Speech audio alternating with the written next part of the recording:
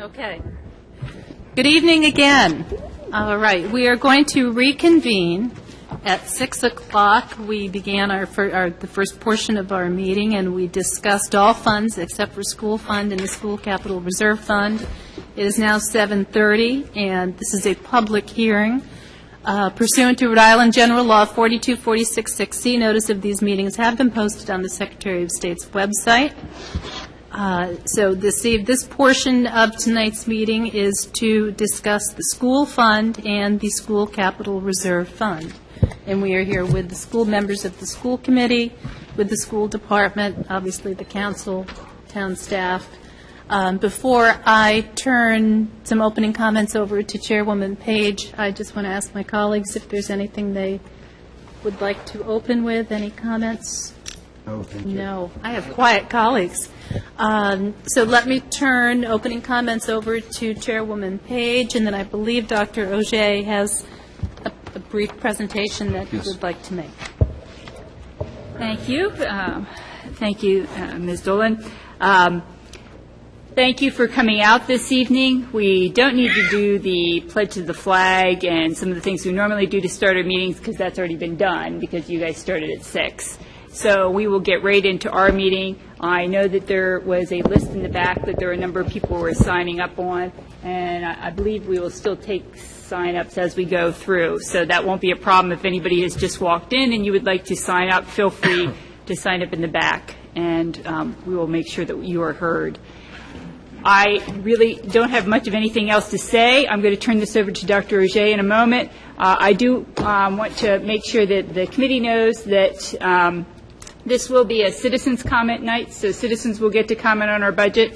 And then after all the citizens have commented, then we will each get 3 minutes to be able to wrap up any closing comments that each of the school committee members would like to make.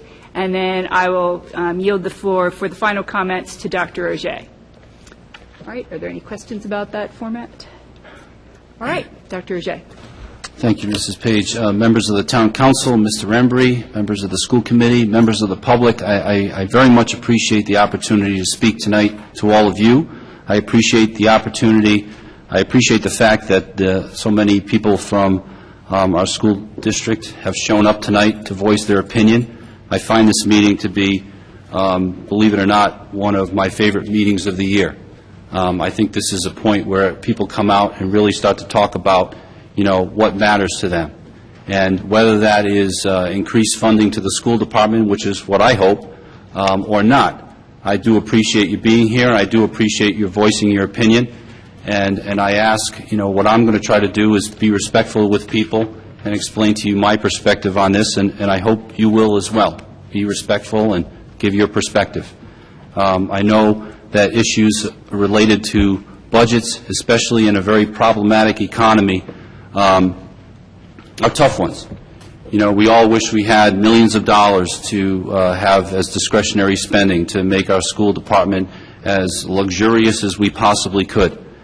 That is not the case. That has not been the case for years. I don't know if it's ever been the case, but it's certainly not the case anymore. If you look all around Rhode Island, our economy is brutalized right now. And North Kingstown, relatively speaking, is in pretty good shape compared to a lot of districts that we read about in the papers on a regular basis. But I want you to know that the North Kingstown School Department is not spending Daddy's credit card irresponsibly. I've heard those kinds of allegations. I've heard people talking about how, we don't know how to responsibly spend money, and that I just want to assure you that nothing could be further from the truth. In the past 3 years, the North Kingstown School Department has not gotten one dime in increase from the town for its allocation. We're existing on the same money that we've gotten from the town since 2009. In that time, simply looking at Blue Cross and what that expenditure is to our school department, that has gone up 31%. You can imagine that in a school department where your largest expenditure is your employees and how much Blue Cross is to all of us, that becomes unsustainable. when you look at pensions, and thank God the legislature did what it did with our pensions this year, or we'd be in much worse shape, that in the same period of time went up 13%. That is, again, at the same time that the allocation from the town went up 0. So what we have done, what the school committee has done, is accepted my proposal to ask the town for a 4% increase. As I've just stated, that hasn't been done for some time now. And it's a lot to ask in an economy like that. I do understand that. But if there's ever a time where something like that is warranted, I believe it is this year. Even with a 4% increase to this school department, we are forced, just to make ends meet, just to make a school department program similar to the one we're in this year, we are forced to cut $1.4 million in programs and in staff and in anything we can find $1.4 million in savings for next year, and we have done that. And if you have what we have posted on our website, that is the area in green on this sheet. We have an area in green, yellow, and red. In yellow would be the kinds of cuts that we would need to go to if the town decided to give us a 2% increase, and the red is what would happen if the town decided to allocate us with another year of zeros. We've gotten to the point where, because of rising costs for things that are out of our control, that the things that are within our control have gotten cut year after year for the last few. And we're at a point where there's not too much left for our discretionary spending. When you get to, in looking at what we have done, we have pulled back on some teachers. There is some area in terms of enrollment that at certain grade levels we've been able to find an area or 2 or 3 or 4 where we haven't needed a person in a place where, for instance, in Wickford Middle School in 6th grade, the enrollment there has gone down by about 15 kids. So that's an area where I can have one less teacher for the 6th grade at Wickford Middle School and still make it work. Those kinds of areas are not all over the place. Even though our enrollment will go down, it won't go down so much that those kinds of savings pop up all over the place. They're pretty minimal.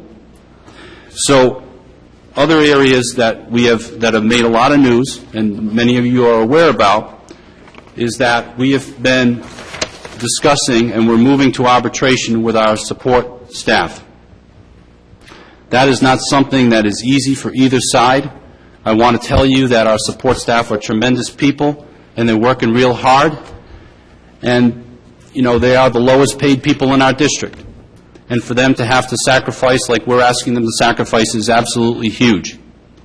And before them, a couple of years ago, our teachers went up significantly with their co-pay for health insurance, and every teacher went backwards thousands of dollars in the real money that they're taking home. So we're feeling it. Administrators, teachers, paraprofessionals, we're all feeling it. No one's getting rich over here. No one is got some irresponsible or luxurious deal. We're at fair market value with what the rest of the state is paying for these jobs, and in a lot of cases we're well ahead in the savings department in terms of what we're doing with our employees. For instance, the Uniform Chart of Accounts that just came out last year, that's a chart of accounts that compares all districts using exactly the same budgeting numbers. So the line item that you use to buy pencils in North Kingstown is the same line item you're going to use to buy pencils in Lincoln and in Barrington and in South Kingstown. And when you look at that comparison, North Kingstown is the 13th lowest in the state out of about 35, 36 school districts. Okay, so we're on the low end of those kinds of expenditures. We do well in comparison to other districts. We're not a big spending district when you look at per pupil expenditures. On the other side, North Kingstown is one of the highest performing districts in the state of Rhode Island. Year after year, we're right up there in the top 8 or 9 schools in all academic categories, elementary, middle, and high school. This year, our high school has received awards for AP involvement that has gone up. The test scores for AP, those are advanced placement courses. Those are internationally benchmarked courses. We're third in the state for our SATs in English. We have gotten award after award for the academic achievement of our students. At the middle school level, for instance, this past year, our students are second in the state in science. And all of these scores are right where we need them to be. And when I think about it, isn't that what we want? We have a school district right now that is high-performing, that makes people want to move to North Kingstown. It makes the value of our homes go up because of it. And yet, we spend less than the average to get it. That's where we want to be. Okay? And what I'm worried about is that gets threatened. Now, over the last few years, with all these prices of different things going up, we've had to shave a lot of costs. And we've done a lot of things to do some impressive things, I believe, to cut costs over recent years. Since 2004, we've eliminated 59.2 staff positions. That includes teachers, administrators, and non-certified staff. More cuts are part of the proposals I have before you this year as well. We've made major reductions in health insurance copay percentages. Administrators pay 20 and 25%. Teachers pay 20. Those are the highest for those kinds of public school positions in the state right now. And some of you may be saying, well, you know, I work in the private sector and I pay more. And that may be true. But when you look at what public school teachers are paying, North Kingstown is right at the top, and we've been there for some years. North Kingstown has made substantial decreases in special education costs for out-of-district placements, down 26% since FY09. North Kingstown School Department has added revenue approximately $1 million to $1.4 million for the 200 Jamestown students that we have attending this high school. Every district in the state would be absolutely thrilled to have the deal we have with Jamestown. It brings more revenue into this department and 200 really great kids, and we can fit them. It works out great. We shouldn't be fighting against things like this. We have to acknowledge that we're doing a lot of innovative things in this district to save a lot of money. And in that time, we've closed 2 schools. Wickford Elementary has been closed in 2005, Davisville Elementary in 2010. In that time, our enrollment is only reduced by 6%. So it's not like we've reduced enrollment by 0.2, 20%, because we had 10 schools, now we have 8, 6%. So we're doing more with less space. Tomorrow night, I have a proposal for the school committee to use some of the available space at Davisville Elementary School to lease to a charter school. I hope the school committee supports it. I believe they will. I hope the town council supports us on that. That will save us $100,000 next year, and as the years move along, upwards to $150,000 in revenue that we don't have today. I'm also looking at partnerships with Block Island to outsource our IT services to them. We're a big district. We have things like our Aspen program and a lot of services that a lot of districts would love to have, and to pick up 123 students from Block Island is a piece of cake for us. And that's something that we can make about $18,000 a year. Those are the kinds of things that more districts need to do down the road. Get together and save money. It works for them and it works for us. So we've also, I know there's been a lot of talk back and forth with us in the town council about consolidating different areas. And, I have some concerns about consolidation. I feel that for instance, for finance or for IT or other areas that, the school department oversees these things, and we have a responsibility to do it well. And I know that Mr. Embry would probably say the same thing about the areas that he oversees. So we need to have our own oversight, to have good people do this and hold those people accountable. And once that condition is met, I am prepared, and I know our school committee is prepared, to share any services and to save any money we can. But that is one area that we both feel is very important, that ability to oversee it, not just to simply hand it over to the other entity. So, that's $216,000 sitting on the table. And I hope that when we're looking at areas to cut, that we would consider something like that first, before we go to another $216,000 somewhere else where we're really not sure what it means. Because after we go to those areas, if you look in the yellow and red areas on this chart, you're starting to look at a lot of things that are simply the things that I have under my discretion, or the school committee has under its discretion. And unfortunately, you know, there's no other place to go sometimes than those after-school programs that we all love. And I know people accuse me of, you know, holding that hostage or making empty threats. These are not empty threats. There aren't many areas to go after contractual services and the Blue Cross that we pay to people and all of those kinds of things that are just mandatory. I couldn't cut it right now even if I wanted to. I'd have to go through years of negotiating. Our teacher contract, for instance, will be negotiating next year to take effect the year after that. So that's not even something that I can just do all by myself right now. So you're forced to do things like middle school sports and music programs and freshman sports and even into the high school. We have a high school that is one of the envies of the state of Rhode Island. It has more programs in it, has more after-school clubs, it has a dynamite athletic program that any school district would love to have. It has a tremendous drama program. It has a tremendous music program. Our music program just won a national competition last weekend in New York City. 18 participating states, and we won. We were the best band. Our orchestra, many districts have bands and orchestras. We have them both, and they both do tops in the state. We have a very talented system, and you know what? We have that system because all of you out there tonight want it that way. That's what we want in this town. And because that's what we want, sometimes we sacrifice for it, we pay a little bit more in taxes, we're doing whatever it takes, but this is the kind of community we want, and that's why we have it. And you need to keep that in mind. That's why this meeting is one of my favorite meetings, because you kind of come together and you start to think about what is it that we as a community want to be.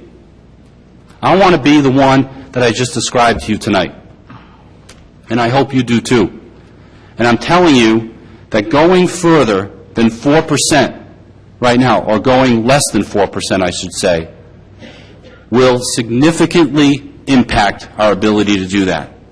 There's just certain programs that we will not be able to afford anymore. And that program that is the pride of North Kingstown, that brings us all together as a community, our kids and parents alike, will start to get hurt by more cuts. I totally understand when people come to me and say, you know what, these are very difficult economic times. We cannot afford any more taxes. You have to be crazy to even ask. And I understand that. I don't want to pay more in taxes either. But I recognize that we have something really good in this community. And to keep it that way, we're going to have to take some sacrifices sometimes and pay a little bit more maybe and be creative and work with one another. And I think, you know, I know the school committee and I are willing to do that. And I hope that the town council is willing to do that as well. I am open to working with all of you. I will meet with you whenever you need to meet. Hopefully I can do that with Mr. Draper by my side, because nobody knows the budget better than he does, and so if you need some specific information about that, I'd be happy to supply it. Whatever I need to do, I'd be happy to walk you through our schools. I'd be happy to have you talk with our principals and people who lead our programs to find out exactly what they mean and how they relate to our budget. So all I ask, you know, is that people have an open mind. Tonight I ask that you talk about what's important to you, and I welcome this process, and I look forward to meeting with the town council on more occasions in April before you take your vote, so that you can make sure that you have all the information you need to make a good decision. So thank you. Thank you, Dr. O'Shea.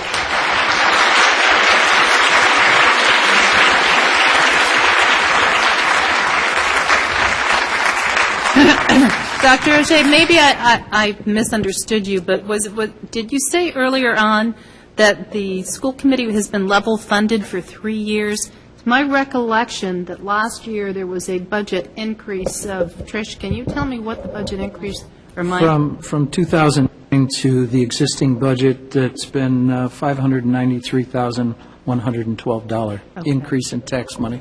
Okay. Well, that's not my understanding. It's in the revenue section of the general fund budget. Also a copy of the 2009, it was 42,827,726.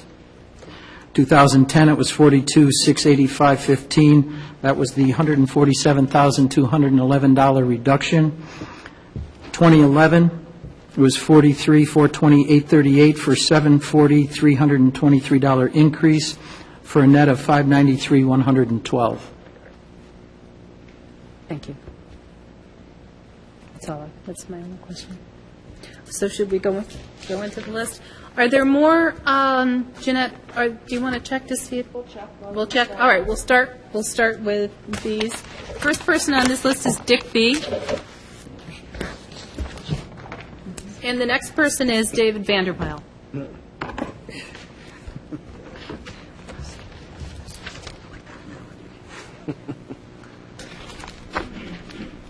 Good evening, Dick B., 5 Seagrass Way. Council, hello again, members of the school committee, school administration. Just a few comments. First on the bone. I don't get angry very much, but I'm angered that the superintendent of schools and the school committee use taxpayer-funded emergency phone equipment to lobby for the bond and maybe, just maybe, use more town funds for the literature that was mailed out, which might be discovered. The opponents had no such opportunity. Since I've been in town for 12 years, no superintendent has ever done such an action. I'm angered that the very school committee, the majority, that failed to maintain the schools during their tenure and that may run for the very positions you hold on the town council, allowed this to happen. On their watch, the only word I have is incompetence. I also am angered that after 4 months in his position, the superintendent had so little financial capability that the town had to sue and finally obtain a writ of mandamus for the school having structural deficit of $1.2 million for this year. Woonsocket, Central Falls, West Warwick, and others have gone this way. Will North Kingstown be the next? It's not about the students at all. It's about power and money. You all know it. We even have to pay for the school department lawyer to argue against our lawyer in town. I ask you to write a letter to the Commissioner of Education, the Board of Regents, and the Governor, asking that the certification of Superintendent Auger be rescinded immediately for his ongoing actions against the taxpayers of North Kingstown. Maybe if Woonsocket had had this done earlier, they would not have had to spend 13% in extra property taxes to pay for the deficit in school spending. Enough for the bond. For the preceding 2 years, you have funded the school with no increase. Good, but not good enough. I am asking you again, as others have asked you, that with a decrease of almost 9% in the student population over the past 3 years, you invoke the maintenance of effort clause allowed under Rhode Island general laws, reduce the current school budget by the per capita student cost, which is $14,000 per year, times the reduction of next year of over 100 students, which is $1.568 million. Article 3, Section 314 of the Town Charter states, the Town Council should have the authority to lease town property. Please inform the Green School that the superintendent does not have the authority to contract a lease of Davisville Elementary School, unless, of course, you have ceded that authority to him. The town has just put hundreds of thousands of dollars into that school on the 2004 bond that we're still paying for. The taxpayers must get a return on their investment and not have a superintendent who will rent the school for such a long time at a loss to the taxpayers when you consider all costs. Please put an end to his Napoleonic actions. The school budget contains $2,060,000 for Jamestown students. The town council must tell the superintendent to identify and document those areas that will be cut from the budget if the Jamestown revenue cannot be reached. The Jamestown revenue was not reached this year. He must identify a list of cuts prior to May 1st, 2012. We will not subsidize Jamestown taxpayers anymore. Their tax rate is only 50% of North Kingstown's. The voters and taxpayers of this town demand some tough talk and some action from the town council. Your silence is not an option. We are living in a financially failing state, due largely because of incompetent school committees, school superintendents, school business managers, Rhode Island law, General Law 16, and disinterested municipal officials. If we are mandated by RIDE, the Rhode Island Department of Education, to take only certified employees, then the state must be held accountable for the municipal deficits that they create, and the state must fund those deficits. Thank you.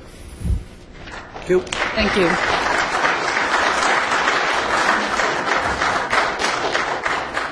Next on the list is Dave Vanderpyle. I will ask people to do your best to try to limit the comment period to 3 minutes. We have a rather lengthy couple of pages, and so if you could do that, it would be greatly appreciated.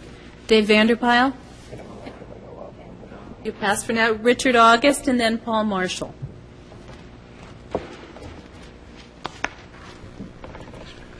Richard J. August, 79 Apple Tree Court. Madam President, Madam Chairperson, let me start by saying something that is perhaps opposed to what Mr. B. just said. Of the people in the audience, I'm probably more familiar with the projected deficit and the situation and revolving around that than anyone else here because of my former position as chairman of the Town Audit Committee. The school department was not running a structural deficit. They projected a deficit for the current fiscal year, which was only 3 months old, at which point in time the town took an action, initiated a legal action they felt was within their rights.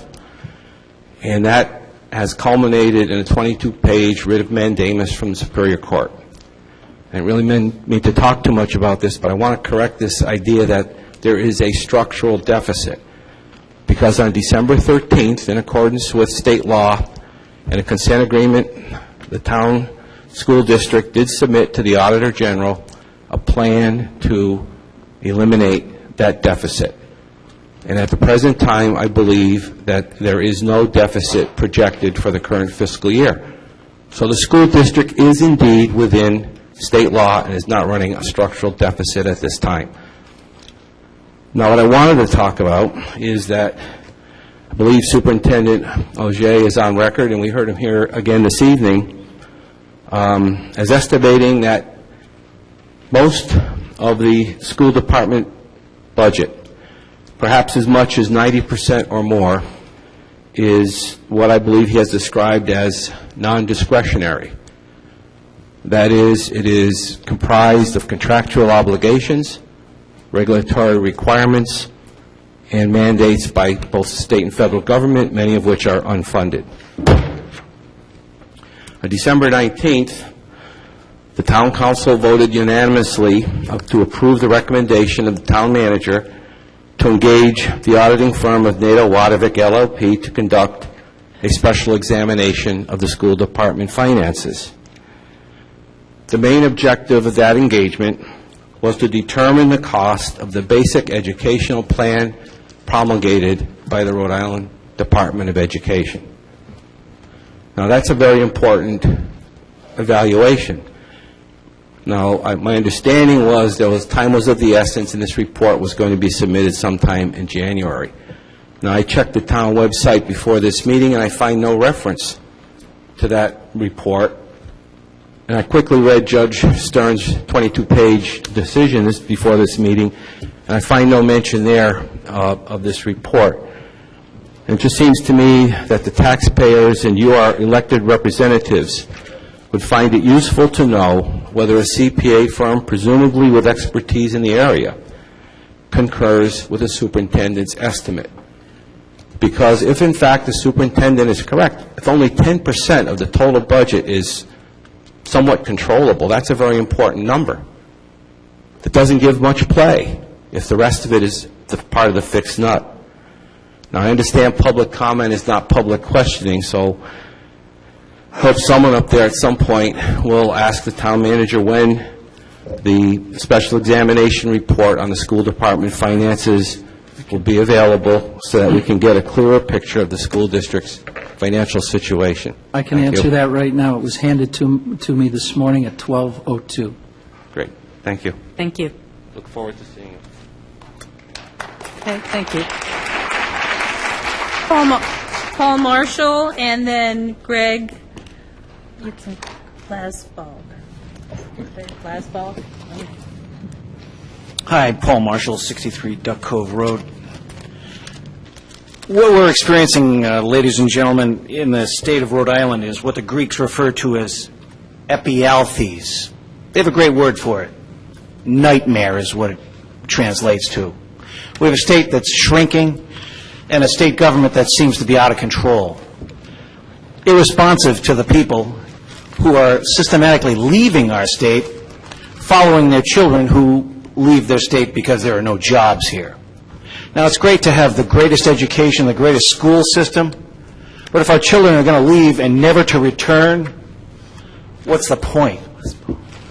Ladies and gentlemen, if we spend ourselves into prosperity, which can't happen, it never has happened, and if you ask the people of Detroit, they'll verify this, or the people of Greece, they'll concur that the way to maintain our fiscal health from becoming fiscal fatality is to control our impulses to spend. Now, ladies and gentlemen, I love teachers. I married one. I've been one. I love what you all do. It's the hardest job in government. Thank you for your service. But clearly, if we can't get the numbers right, and we parse every word over every contract, over every agreement, then who does that serve? Ladies and gentlemen, the epialthes will continue until there's no one left to turn off the lights in Rhode Island. The nightmare is just beginning for towns like Woonsocket, for East Providence. Will it become North Kingstown next?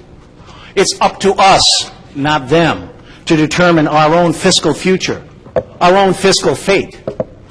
How far do we have to go? How many times do we have to have meetings like this, where the simple numbers are just arrive on someone's desk at noon the day of the big meeting? It's really maddening to understand that our children and the taxpayers are the ones that are left out of this equation. Now, it's great that the superintendent does a great job for the money that we pay him, or the teachers do a great job for what they have to work with. That's great. But what's left out of the equation are the parents and the children themselves. These are their achievements. These are our achievements. And to say that we have to have a great dome to educational spending misses the point. Aristotle taught on a rock. The lessons were the same. Ladies and gentlemen, we have to maintain the control of our own fiscal future. Otherwise, we'll become the 21st of the already 20 communities facing fiscal destruction. I have to congratulate the school committee on the passage of the bond issue. Organizing 6% of our electorate to pass a bond issue overriding the other 94% of the electorate was quite an achievement in organization, misdirection, and cooperation. What we need from you, truly need from you in the future, is cooperation, consolidation, and a participation in the solution of our fiscal nightmare. We don't need any insinuations, postulations, bloviations, or any more decimation of our tax base. Please, ladies and gentlemen, work together to overcome our fiscal difficulties. Otherwise, there will be an empty community, much like Woonsocket. Thanks very much. Thank you.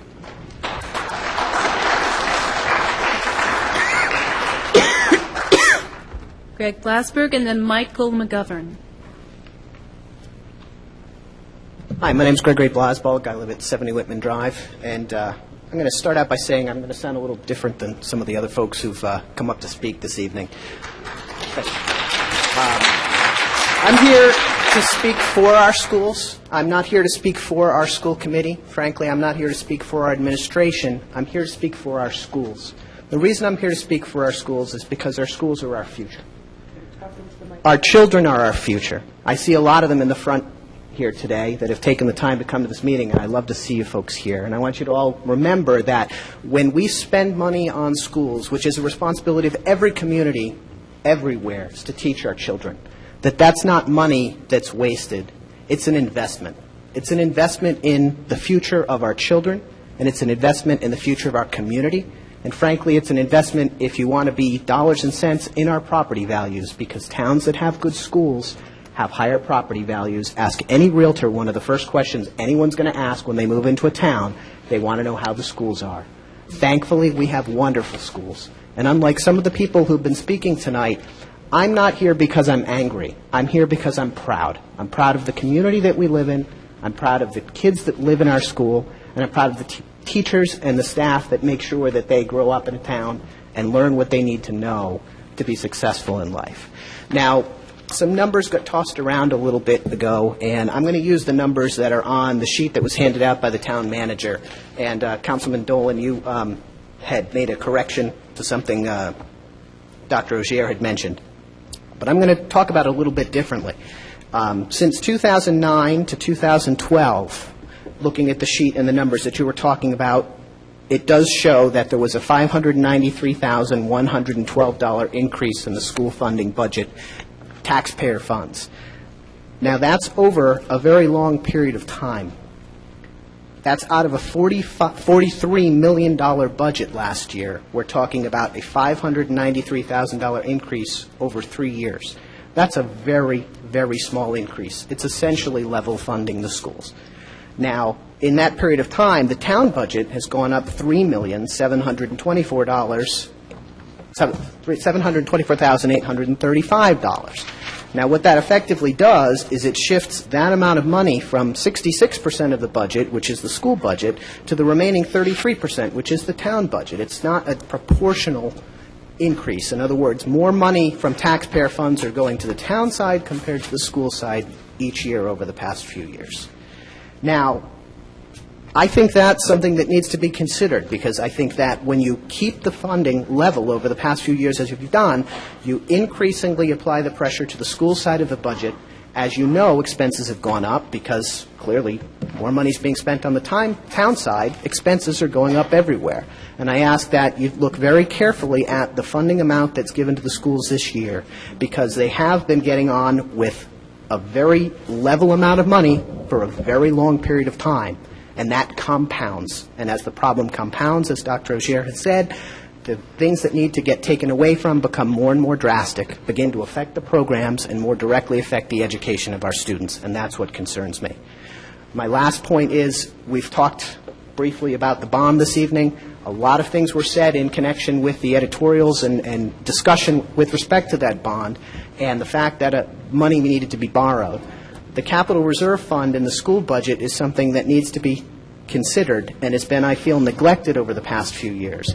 By not funding that sufficiently, it merely compounds the problem later on down the road and will make the town more reliant upon bond financing for future repairs of the schools. So I think you need to very much consider the amount of funding that you folks are setting aside for that part of the budget as well.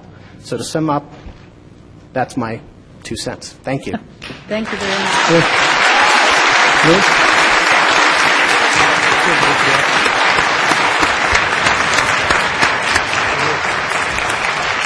Michael McGovern and then Kelly Tolland. Could, Madam President, could I just, a piece of information, that if you look at the budget over that time period, yes, those dollars have gone, tax dollars have gone to the town side.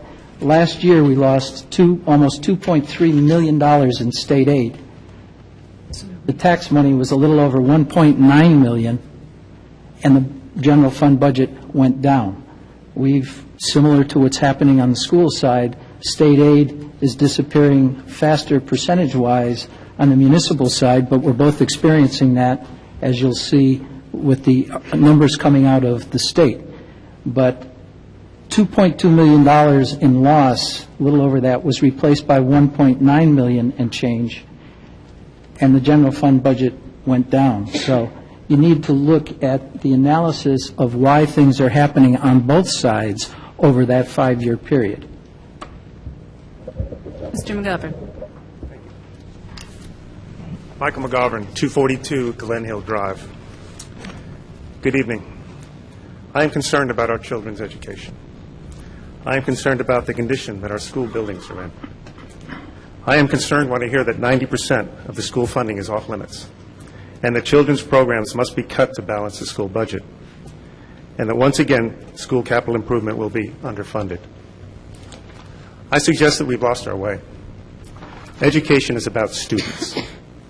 First, children must have a safe environment in which to learn. Second, we need to implement educational programs with a balanced mix of both academics and sports to meet the needs of both boys and girls.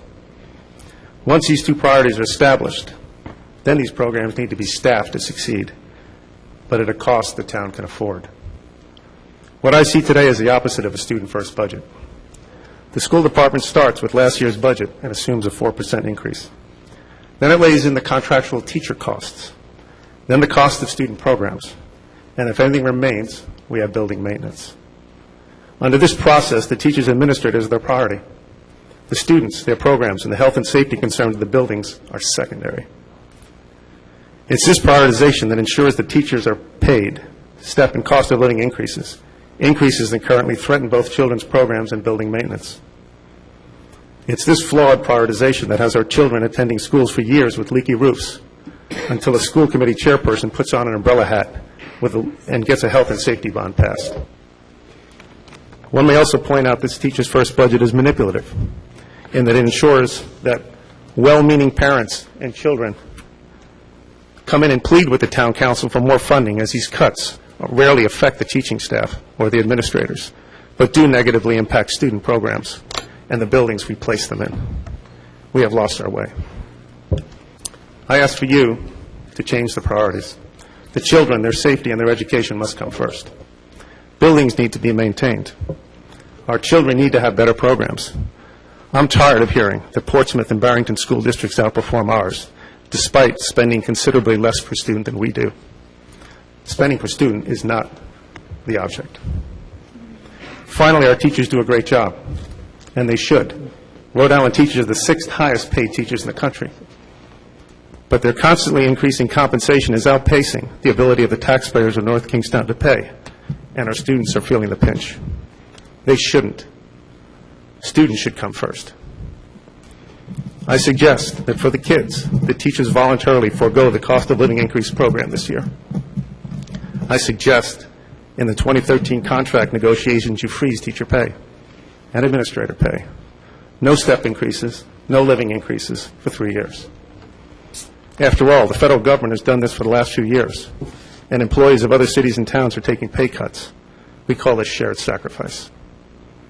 Controlling the already generous pay and benefit costs will allow the school department to better fund building maintenance, fully fund programs that our children need to excel, and slow the ballooning costs of the school department.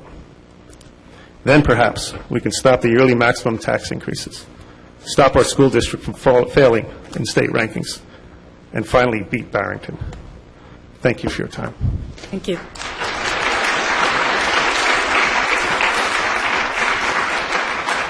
Kelly Tolland and then Jessica Fournier. Hi, I'm Kelly Toland from Jamestown, Rhode Island. I just thank you for the opportunity to speak tonight. I do appreciate the opportunity to speak to your council tonight, and I do understand you're in a very challenging position. It is very difficult to sit here and weigh value against what the value of a student's education is versus whether the value of a businessman or a woman in your city or your town can appreciate the taxes that are being loaded onto them, especially the small business owners. And I wanted to just share with you the perspective of a parent who has a freshman in the school system and has two other daughters following behind in a 12-year span. So I will be spending some time up here. And I just wanted to congratulate the school for its ability to provide not only diversity of student in terms of gender and ethnicity, but also the diversity of the programs that are being provided in this community.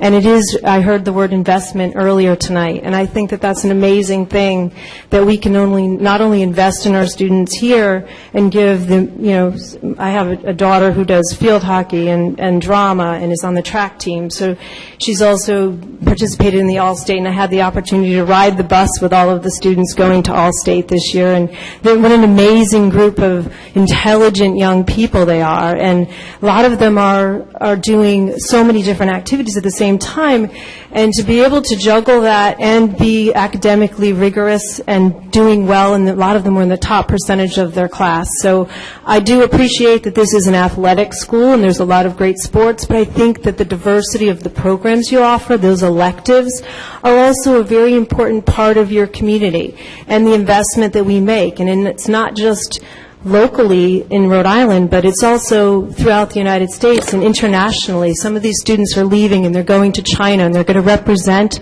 the United States in their person and in what they've gained from this school system. So I hope you'll spend some time thinking about that in your decisions, and I wish you the best of luck. Thank you.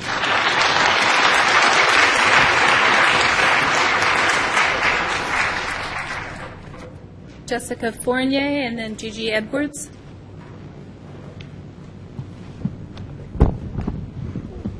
Thank you. Hello, my name is Jessica Fournier. My address is 165 Suffolk Drive. I am an 11th grade student at North Kingstown High School. I am the president of the high school's Junior States of America Political and Current Events Club, and I am also a member of the high school's orchestra. I do not envy anyone sitting up there tonight on the town council or the school committee because you have an extremely difficult decision to make, and I would not want to be the one making it. These are very difficult economic times, and I believe that sacrifices must be made by everyone and should also be shared by the students and the schools, unfortunate as it is. I have two minds about this issue. As a high school student, I believe that our school's programs and staff are very important. The elective programs we have at the school are absolutely excellent. Fine arts, music, and sports help to create well-rounded students and have helped to earn North Kingstown the reputation that it has as such an excellent school and a school system and a town that people do want to move into. However, I am the daughter of two taxpayers in this town, and I understand that it is extremely difficult right now and that a lot of people are struggling. I would urge the town council and the school committee, whatever their decisions, to think very carefully before making cuts that would directly impact the quality of education in this town. Perhaps changes could be made at the administrative level or in other areas. I agree with someone that spoke, several people before me, that decisions should be made about the cost of living increases that teachers receive, because many of the private sector employees in the state and in this town do not receive those kind of increases under any circumstances, my own father being one of them. Sure. providing NK students with a quality education is an investment financially, but I do believe that investment is a worthwhile one to make because these students that are educated and have such a well-rounded education go off to make our community better and will give back to this town in the future. Thank you.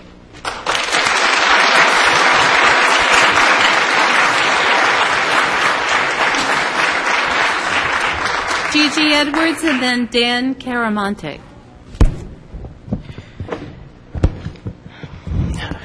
Hello, my name is Gigi Edwards. I live at 24 Saunders Road in Saunderstown, in North Kingstown. And I've been thinking about the Hunger Games tonight because what I'm hearing reminds me of the story when the teenagers in the society, and only the teenagers, are asked to kill each other off to see who survives. And I sometimes feel like this exercise that we go through here is just like the Hunger Games, where we're trying to balance our budget, and often it's on the backs of our schools and our kids. So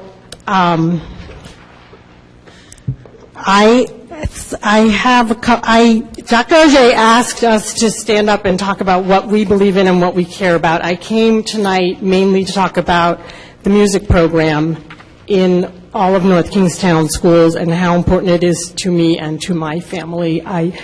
My kids don't do sports. Music is what really gives them their social life, their rewards. It's been an absolutely phenomenal experience for them to go through from elementary school until now.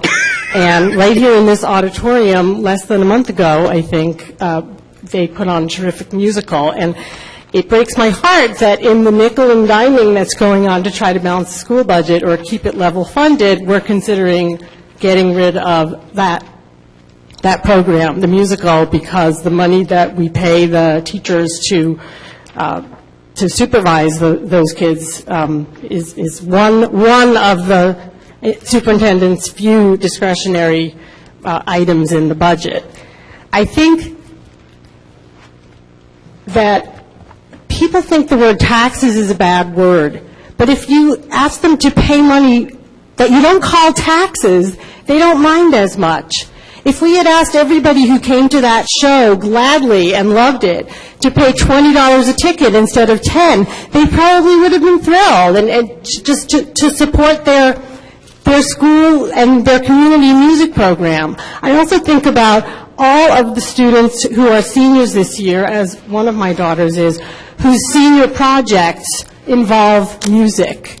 I know it's a little biased because since all my kids' friends are musicians, it seems to me that every single senior in the school is doing a project that revolves around music. But it's amazing. They're doing classical and jazz and all kinds of musical performances.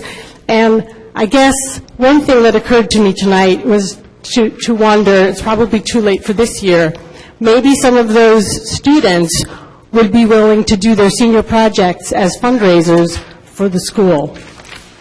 I learned something earlier tonight when I spoke at the 6 o'clock part of the meeting. Somebody pointed out to me that for people like me who sometimes feel like they don't even pay enough in taxes for all of the wonderful things they're getting, there's something called contributions. I have never heard anybody in our town council or our school committee asking anybody to make a voluntary contribution. I get asked to, take out an ad in the musical program. There's this booster club. There's a musical booster group of parents. But I think everybody hates the word taxes so much and objects so strongly when you raise their taxes. But it turns out that if you ask people to pay for things they care about and things that they believe in, they would be very happy to do so in a lot of cases. And I think that the school committee and the town and the school administration should seriously consider that option. Thank you very much. Thank you.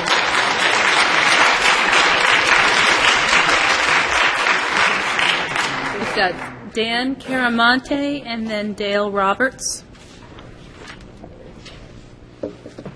Jeanette. Jeanette, is there more back there? Bruce? Hello, I'm Dan Caramonte of 116 Kennewood Drive, and well, yeah.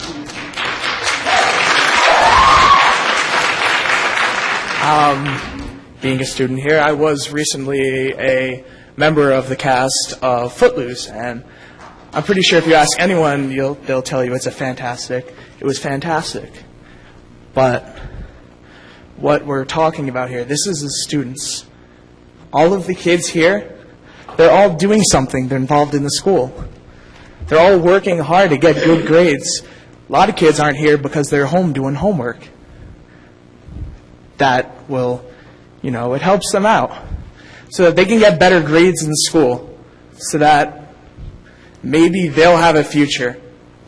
But if we don't get the funds we need, and we cut electives, and we cut sports, and we cut music programs and the musicals, if you cut any of these things, it'll take opportunities away from kids, not only to vent how they feel or how to express themselves. It'll strip them of a post-high school opportunity, a scholarship at a college maybe, or wherever they want to go. After school, studies have shown that after school, it is more likely for children to be doing illicit activities. If you remove these things, then many children come to the school just because of their sport, and they're hoping that'll help them get through, because it gives them something to do in addition to what they already do. It gives them something to do with their free time. If you take away what we're proud of, then what will we have left to say about what's great about North Kingstown? What's great about North Kingstown is these schools, how hard these kids work. We were number one in the national in the music competition. 8 awards.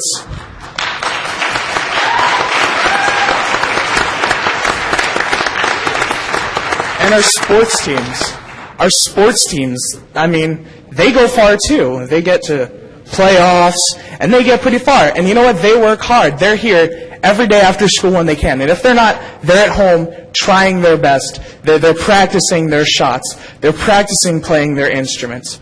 They're practicing their singing. They're working hard so that they can have a better future. This is about the students. We all have to make sacrifices here. The kids, it's clear that we are willing to make sacrifices as well.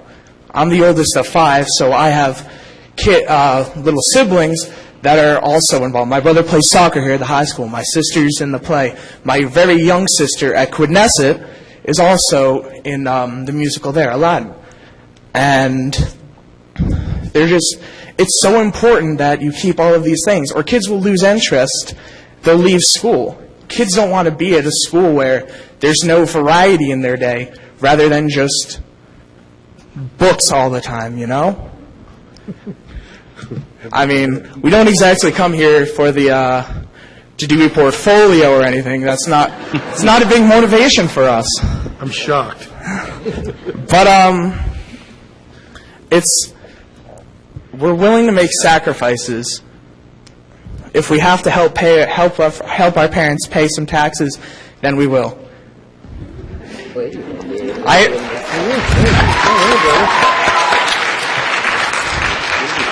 We've already had to make sacrifices, but now more than ever, it's important to the students here that we get the 4%, so that we don't see all of the things that we love, that we're proud of, that we have the utmost pride in, disappear, because what do we have left? We won't have anything left to be proud of. The schools are boring. Quite frankly, schools are boring, but it's going to decrease. Kids won't show up. Kids, the value, it'll just decrease if we cut supplies and the funds.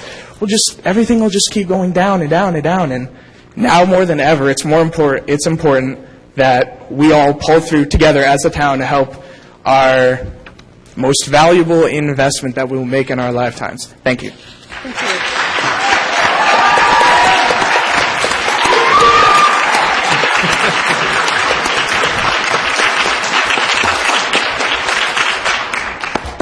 Hi, my name's Dale Roberts. I live on 61 Swanview Lane here in North Kingstown, just down the road. I moved here, our family moved here 2 years ago from southern Connecticut, and I don't know a lot about the school finances or even the town of North Kingstown. The only thing I do know that any good community or great community has good schools, and I don't think 4% is a huge increase over 3 years. I think I've been to the school and met the teachers, and I think they're doing a good job. I think, we need to support good schools. I think that's really one of the most important things of a town. That's why I moved to North Kingstown. I looked at a lot of towns in Rhode Island, and we chose this town because of the schools. And I think that's important, and we shouldn't lose sight of that. And I'm not into being taxed. I'm not personally want to be taxed to death, but I think that we do. If we want to live in a good community, we have to support our schools, and I think that's all I want to say about that.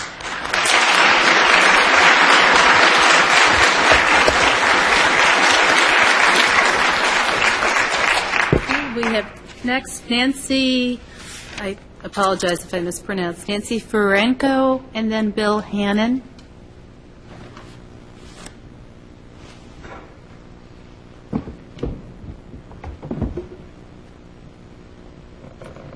Good evening.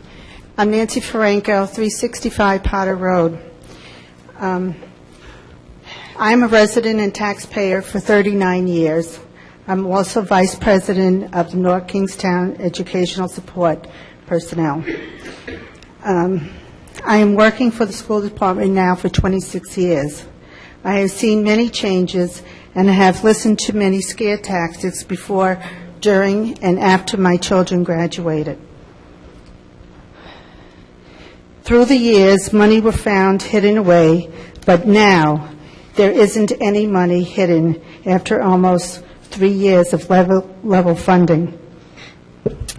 I want only to share facts and not scare tactics. All the employees have taken on extra duties attached to our regular jobs to keep the operation of the schools running smoothly. All the employees are trying to keep the students on task to excel in their classwork. If more programs are cut out, accreditation may be in jeopardy down the road, and our students will have more difficulty trying to get into colleges. So I beg the town council to please vote in a 4% increase for the school department's budget. My children graduated many years ago, but I want to give our present students the same opportunities my children had, participating in drama, sports, music, the arts, and clubs. Please work together to help our students achieve. Thank you.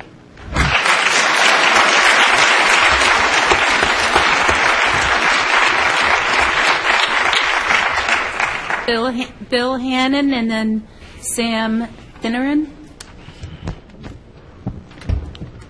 Hello, I'm Bill Hannon.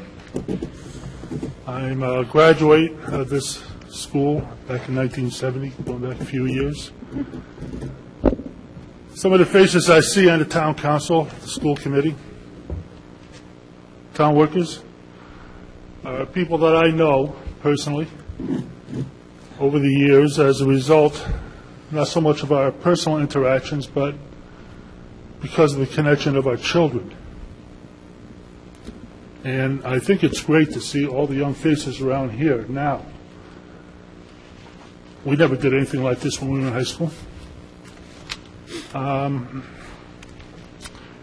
What we're looking at, from my point of view, is a very small amount that they're asking for when you consider the rate of inflation and the actual real money, how it is being made worth less and less as time goes by. This rate of inflation that we all are living under makes really for a negative impact on the families who are the workers, the maintenance people, the town workers, the teachers and their helpers. It's being a member of the tax base, we realize that we have to pay to make this town, this corporation, which is basically what we all are, work. It comes down to the point that you people have to make a decision as to how this is going to be worked out amongst you. But it's the people like us who try to support you to make this happen, so that as our children are make their way forward and graduate, hopefully they won't have to be in a position where they're going to need tutors just to get through college. The advancements that we've had over the years with our music, our sports, and our academics have reflected very well on our community. But I believe that there's a balance here, and we have to maintain that balance and keep the families who are actually making this happen to be able to do this in an affordable manner. So I thank you for your time. Thank you.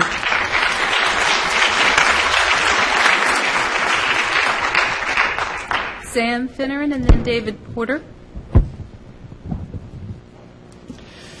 Good evening, ladies and gentlemen. I do not envy you your jobs. I thank you for your service. My name is Sam Finneran. I am from 110 Kelly Road, Saunderstown. And if I may, how many of you here are fans of fiscal responsibility? Probably a few. What would you call a long-term investment? Most financial analysts and such would say that's probably fiscal responsibility.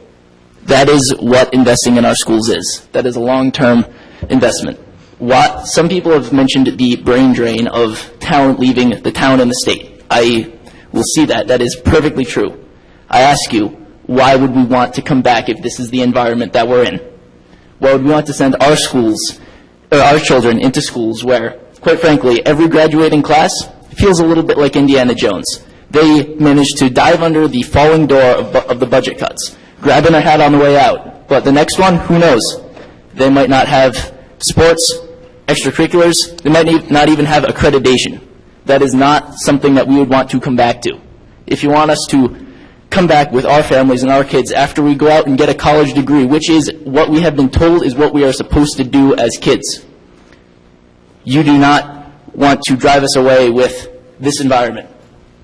I've noticed also that some of the esteemed elder statesmen of this town like to throw around some classical references.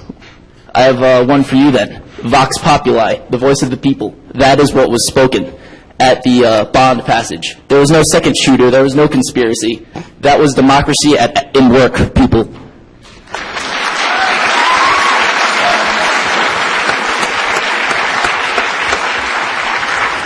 If you did not vote, then you have no right to complain. That is just the way a democracy works.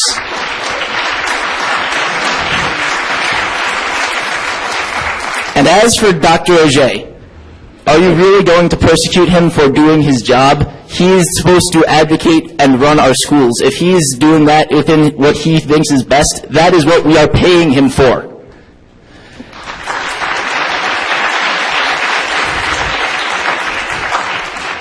Thank you very much for your time. I'm not here to let out any excess bloviations, but that's my 8 cents adjusted for inflation, which is a thing. Have a good evening.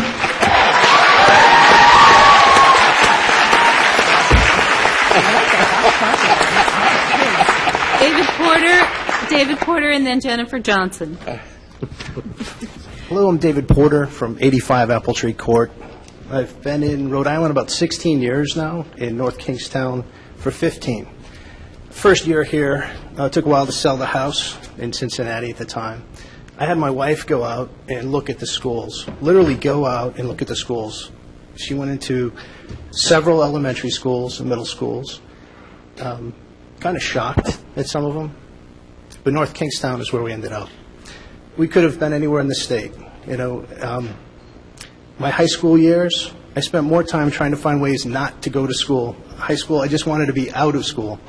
This school has a real sense of community. All these extra programs build that sense of community. I'm proud that my kids enjoy coming to school. They stay after school. They participate in sports. I think Dr. Auger does an awesome job with his own time. It's not like he's getting a quarterly bonus. We hear all this emotional rhetoric, which I can understand. The times are tough. Jobs aren't coming back as fast as everybody thinks, and nobody wants to pay higher taxes. But the bottom line is education, it's expensive. It's more expensive to be not educated, and it's very valuable.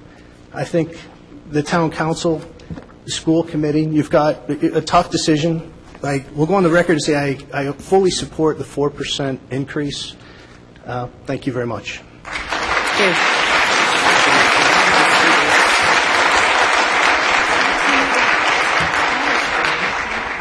Jennifer Johnson, and then Jim McGlynn.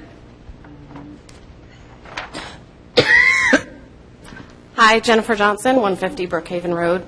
I didn't come tonight with the intent of standing up here, but after hearing some of the people speak, I feel obligated. I've been in this town for 16 months. After over 20 years of service to his country, my husband retired from the United States Navy. He found a job here in Rhode Island. So to say that there's not jobs here in Rhode Island is false. He found a very good job. Upon finding that job, we made the decision to start looking for a house here in Rhode Island. He could have continued to commute from Connecticut.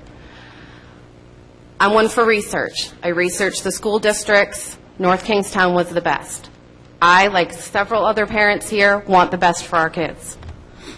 We moved here to North Kingstown. My kids were blown away by the amount of opportunities that they had to take different electives that other schools that they had been to didn't have. My son, who is one of the juniors sitting in the third row, in 17 years of his life has been at 10 different school districts in 6 different states, this being the 6th state. Because of the teachers that care about him here, he had joined a robotics team through the 4-H in the state of Rhode Island, and he is going to 2 world championships, one in St. Louis and one in California.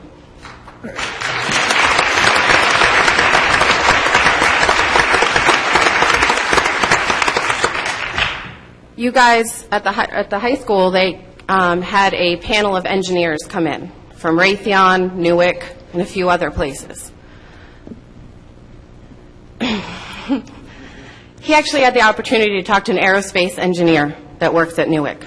How many people can say that? He's a bright young man. He's had straight A's his entire entire education. When we came here, it was a tough transition. The school systems he had been in before, in Connecticut, Virginia, Georgia, Hawaii, Mississippi, nothing compared to here. You're talking about a straight A, high honor roll student who found North Kingstown to be a challenge for him. But he faced it, and with the help of the teachers here, has continued to be a straight A student. He's inspired his younger sister, who's a freshman here this year, to also join his 2nd robotics team, and she also will be going to St. Louis at the end of the month. She is their top scouter, which I don't know if anybody knows about robotics. It's pretty cool. And this is all because of what they learned here. My daughter is in the chorus. I have a daughter in elementary school who just performed as the apple seller in Annie Jr. at Forest Park Elementary School. This school system needs to continue what it's doing.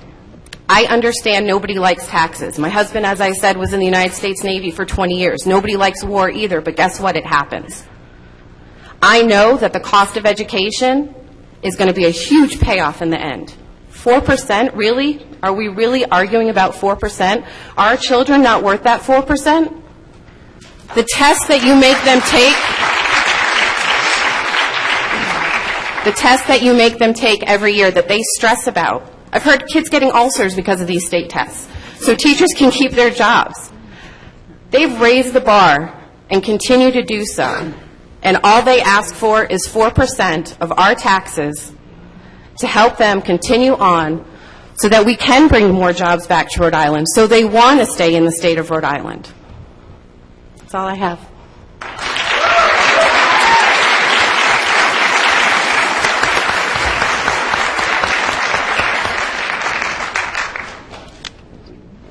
Good evening. Jim McGuinn, 412 Chimney Rock. I will be making comments personally and also as president of North Kingston Taxpayers Organization. I must say that I was honored to be asked to speak to several classes last week of students here at the high school and talk about budgets with them. And we do have wonderful schools. I had options when my daughter went through the school system. She went K through 12. There are tremendous teachers that when I see on the street or in town, I thank them. There's a difference, though, between schools and school districts. And one of the things that I wrote an editorial about recently in the paper is, yes, we needed to fix the roof at Davisville Middle School. It was overdue. Should have been fixed years ago. There was money on a bond that it could have been fixed 4 years ago.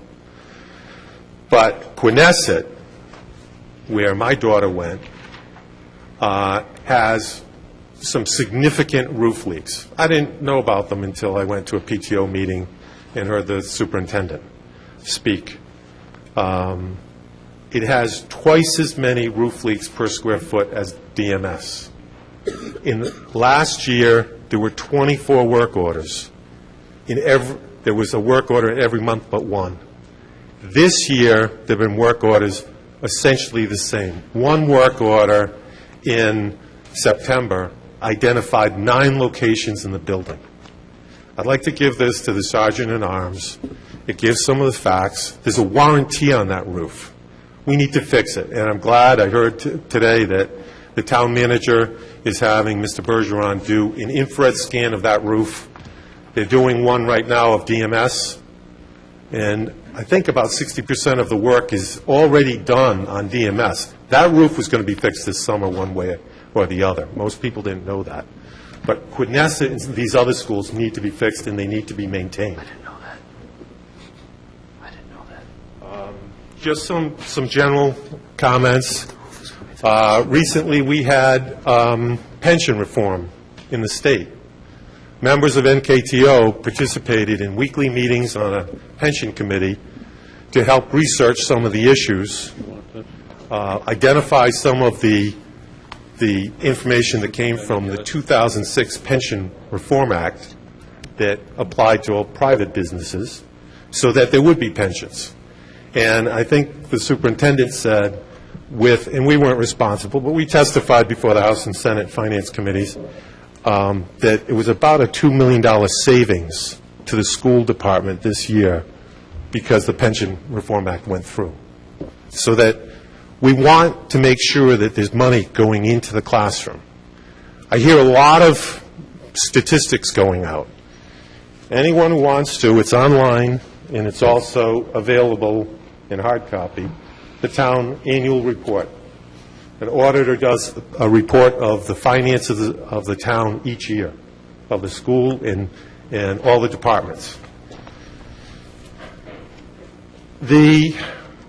Since 2005, we've had 2 more schools in this. We had 2 more schools in 2005 than we do now. Okay? We had 413 more students than projected next year. Okay? The increase in funding per student is 30%. A 30% increase in funding per student in the district. That's one of the things, you've got to know. That's how much, it's up to, next year, it's, I think, 15,000 if the 4% comes in. okay? Without that, it was 23% in 2011. The school budget has been increased since 2005 to 2013 by about $10 million, and $2.5 million since 2011. Those are figures right out of the town financial audit. So level funding, it was level funding because there was $1 million, $1.6 million of stimulus money that went into the district. Nobody talks about that. This district built up a $2.6 million surplus in approximately 4 years. Look at the town financial audit. The end of last year, it says the undesignated surplus for the schools was $2.6 million. So, you know, one of the things that is important is to look at the numbers. It's like Mrs. Barry, who's one of my favorite teachers. She taught my daughter algebra. She made her show the work. And if you don't show the work, you don't get the credit. Anybody who's had Mrs. Barry? Okay? And that's really, this budget, quite frankly, doesn't show the work. You can't figure out, I challenge anyone to figure out what's going on in this budget. The school committee's own policy, it's policy NSB number DBC, Annual Budget Formulation, Development, and Implementation, says the school department's going to do a line item budget. I'm going to ask the town council to please have the school department give you a line item, UCOA line item budget per their own policy for next year. I have a line item budget to actual for the current year. This is it. This is every UCOA line item in the school department. Now, you don't have to see much, but there's a lot of red there. And I asked the kids last week, I said, if you don't manage your checkbook, what happens? You're going to bounce some checks. Well, this year we bounced the check. It's called, we had a $1.2 million deficit that appeared in a couple weeks and now has disappeared in a couple weeks. We're looking at a surplus for the year. So you really have to show your work. And I would ask the town council to ask for a line item budget for next year from the school department showing each UCOA line item where they're going to spend the money. It's not too much to ask. It's in their own policy.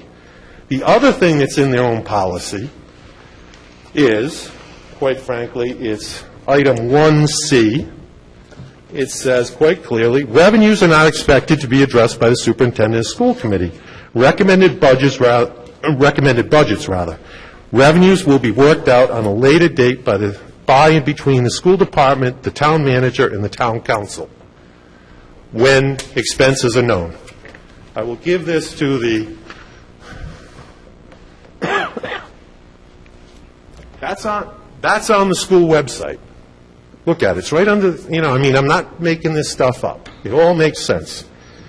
We've heard a lot of scare tactics. About a month ago, I was at a meeting, and the focus was we're going to lay off or outsource all of the paraprofessionals. All those lunch people that you work with, the janitors, all the people that you see in school every day.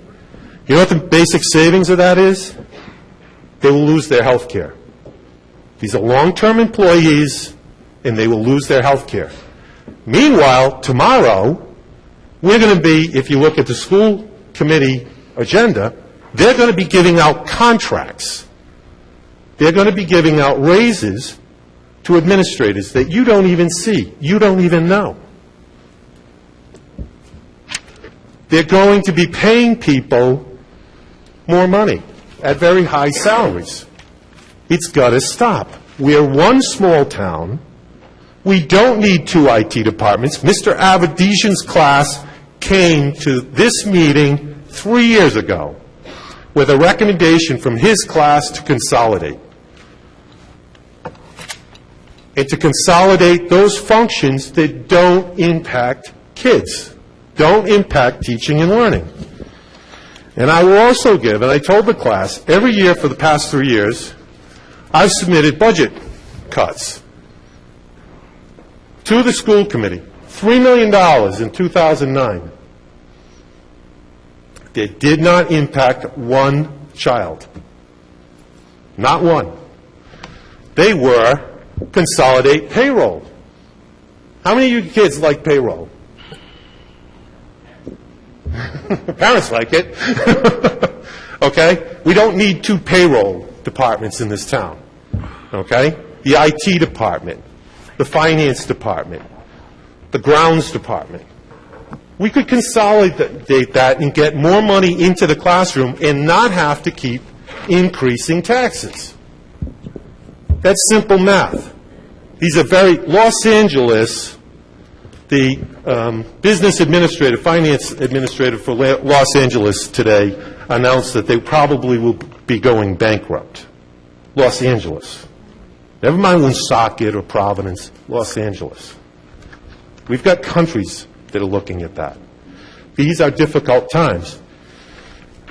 When the superintendent says everything's under contract, here's a list of when they negotiate the teacher's contract, all the administrators get paid according to what the top step teacher gets.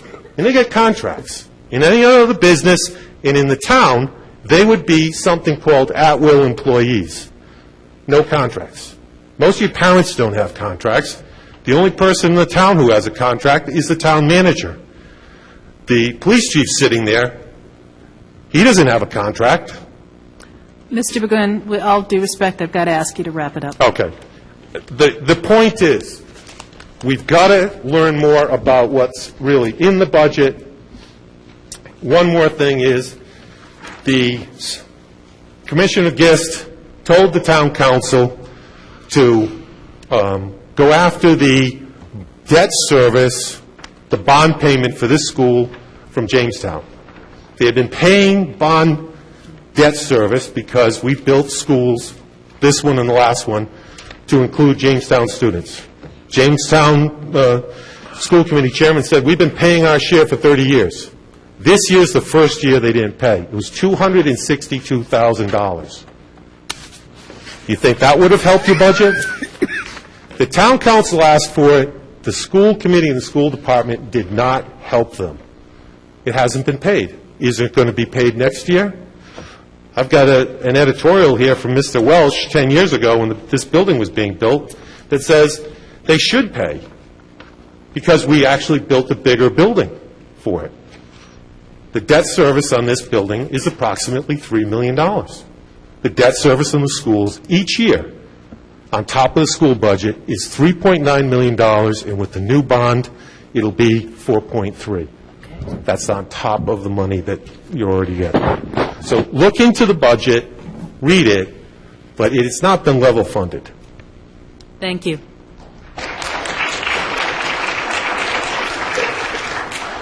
Next, we have Emily Auger, and then Jim Auger. Back in the deck, Professor. Familiar names. I didn't ask him to do this. I just want you to know. Sure you didn't. No, he really didn't. I came on my own benefit. My name's Emily Auger. I live at 340 Tynod Road, and I'm really, really proud of my dad. Everything he's done is so great for the town and my school. I started my love of music in 6th grade.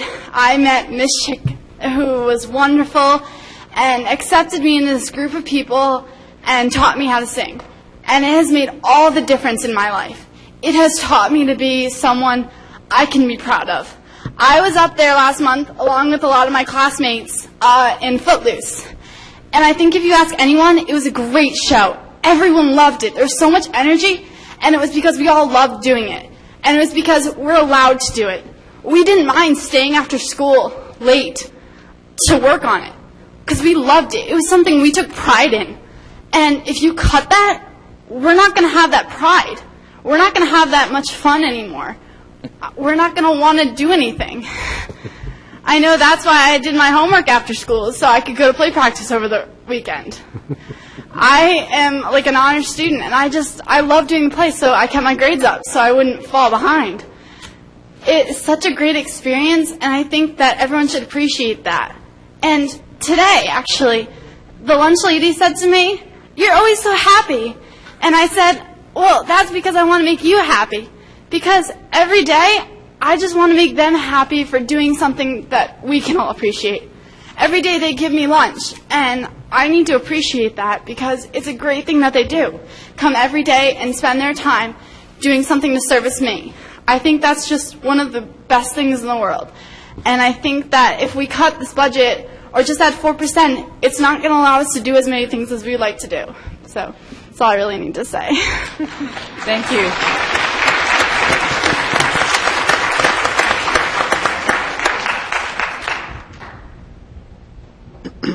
Same spelling. Yes. Of course, I'm Jim Auger of 340 Tenrod Road.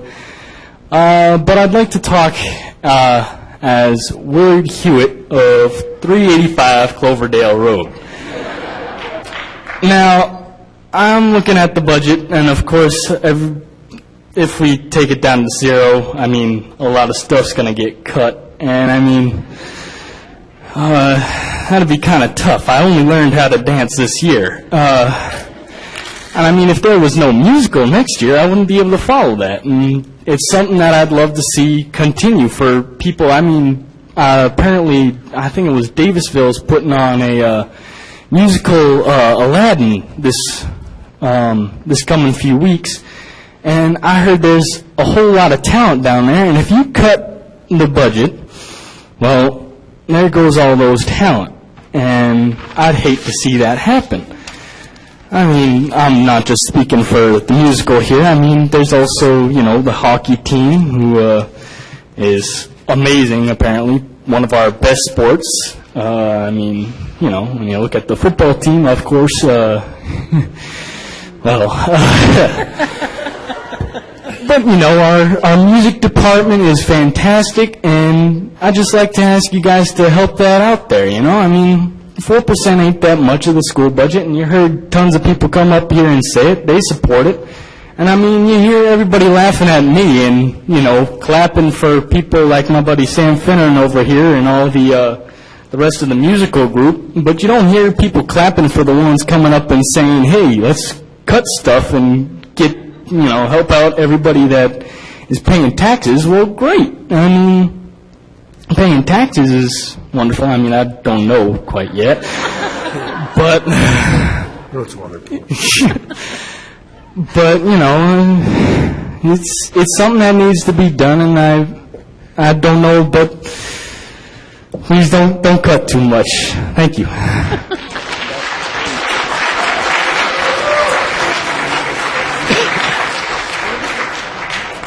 We have Gabriella Wilcox and then James Wilkinson.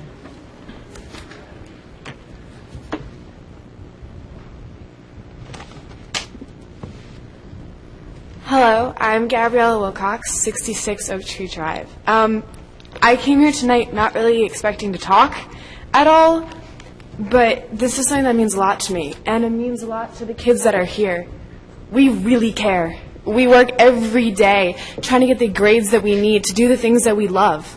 I mean, I work at Quinnesset with those kids that are in Aladdin, and I look at the 4th graders, the 5th graders, that in about 5 years are going to be where I am, a sophomore at high school.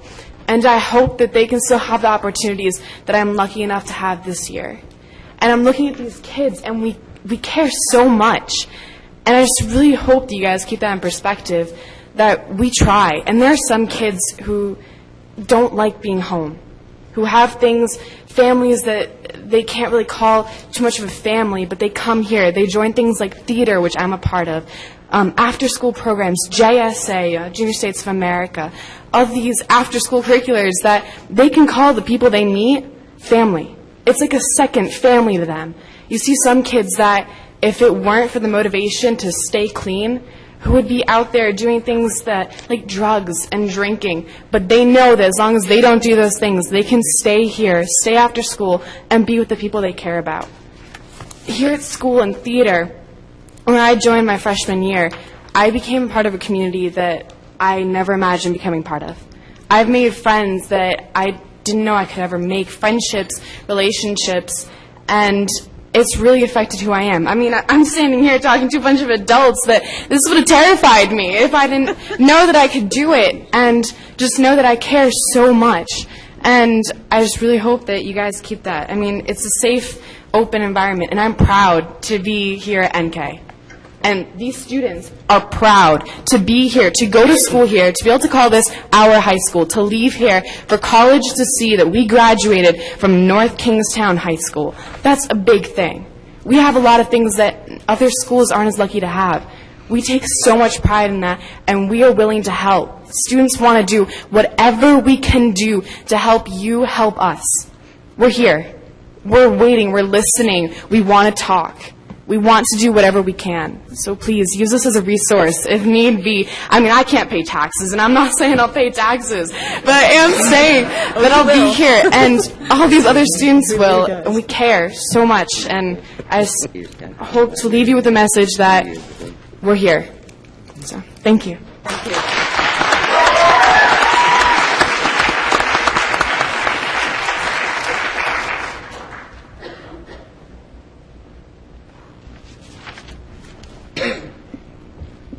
Hello, I'm James Wilkinson. I live at 72 Pine Tree Circle. I could go on about how proud I am to be at this school and how great this school is, or I could go on about what has happened in the budget, but who really cares about what has happened? We're talking about what's happening now and what's going to happen in the future. The real question is, there's money somewhere, and we can find it. It's in the taxes. People say they don't want to pay more taxes. Well, there are many people in this state who go to Dunkin' Donuts every single morning. That costs them $25,000 in their lifetime. That's pathetic. Why spend $25,000 on coffee and not give your kids 4% of a budget increase? That's ridiculous. So the real question is not whether you have the money to give to us, but whether or not you want to give us the money. And this isn't a question just for you at the town council. It's a question for everyone in the town. Do you want to give your students the money to let them succeed? That's all.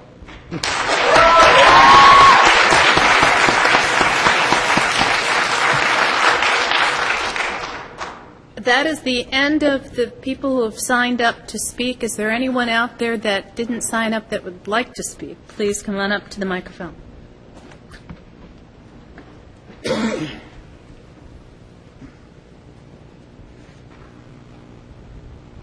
Hi, my name is Daniel Alexander. I live at 59 Autumn Drive. I just wanted to say, first of all, Mr. RJ is doing a great job. The other night, we had the concert, the band and jazz band concert, and he announced, he took time out of his day. He came and announced the All-State, the people from our school that auditioned and made it into All-State. By the way, 4 of which, I should say that the All-State jazz band made it into, well, they were selected to open at the Newport Jazz Festival, a national festival, with professional musicians playing. And the senior All-State jazz band, 4 of about 20 kids were from NK. 20% of kids in that group were from NK. And I wanted to say that I was part of the trip that won 8 awards at the National Festival, the Heritage Festival. And I just wanted to say there was an award, there was an awards banquet after the show. Kids were happy. They were dancing, and Miss Silvera, who put so much time into making that music program worthwhile, makes the kids want to do it, she was out there dancing, having fun with the kids. The kids enjoy the programs. Kids don't want to come to school and do work only. I mean, of course, that's a huge motivation. They want to, I'm speaking for everyone here. You want to, kids aren't motivated. With all these sports and these music programs and these plays, kids, they're happy when they come to school. When you're happy and you're in class, you want to do the work. When all you have is to wake up and go to school and go home, and you don't feel like you are part of the school community because these programs could be taken away, the kids, they're not gonna be motivated to do well academically. And I just feel that if you cut these programs, you're going to lose a lot of motivation in the student body. Thanks. Thank you.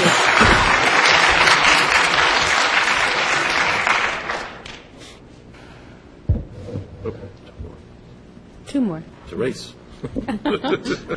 Hi, I'm Robin Johansson, 25 Willett Road in Saunderstown.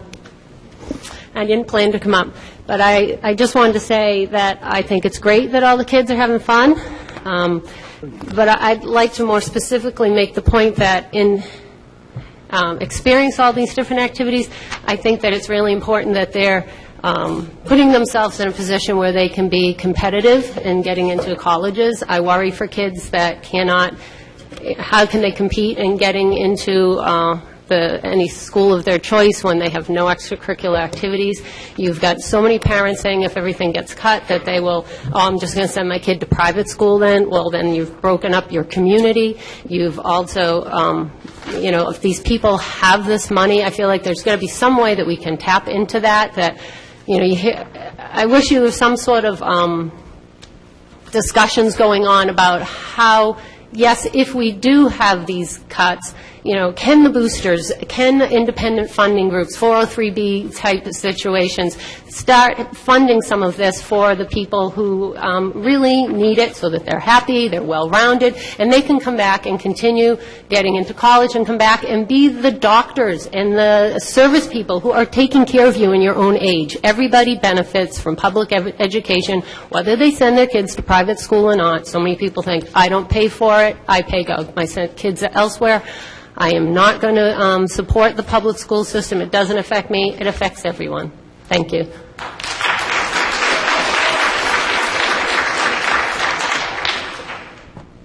Michael Grenier, 56 Hendrick Avenue. I can't speak very specifically to financial aspects of this. I didn't do enough research on the finances of the entire town, so I'm not going to try to explain stuff I don't know. But I can give you sort of like a success story, being me. I know it sounds a little egotistical, but I'm in the choir, I'm in the band, I'm in the jazz band. I did the musical. I just was a lead in the musical, as was Sam Dufresne. A couple of these kids all did the musical, actually. So I think I can speak from the perspective of a music kid that has done almost every single musical program you can do in the school. I also run a jazz combo after school with another kid, Dan Alexander, in there too. I wouldn't be here just being able to say I'm going to URI, being able to say I'm going to have all these nice scholarships that I've won. I just won a big scholarship, all due to things like resume. Everything I did in the school goes into that resume, and because I'm a musically oriented kid, if I didn't have choir or band or jazz or any of these things, I wouldn't be able to say, hey, I'm well-rounded. I've done all these things. I think I'm pretty qualified to do something musical at a higher level. I wouldn't be able to say that. And I think without these things, I don't know what I'd actually be able to do. I'm going to major in URI in music education and jazz studies. What would I be able to? What would I be able to say if I said I didn't do jazz, I didn't do band, I had nothing as a background? I wouldn't be able to actually pursue my passion in life if I didn't have these opportunities. I guess it's a very specific type of group, music majors, but I know a lot of music kids that just want to do music as a minor, that they actually want to keep music in their life for the rest of their life. And I think that's really important, and I don't think music is something that you should take out. I don't know. I can't speak financially, but I can give you just that. Thank you. If I might just very quickly, I just want to recognize that the student walking away from the microphone is our Horatio Alger Scholar. Only 140 in the country. He will be going to Washington, D.C., and he will be meeting with the Supreme Court Justices of the United States next week.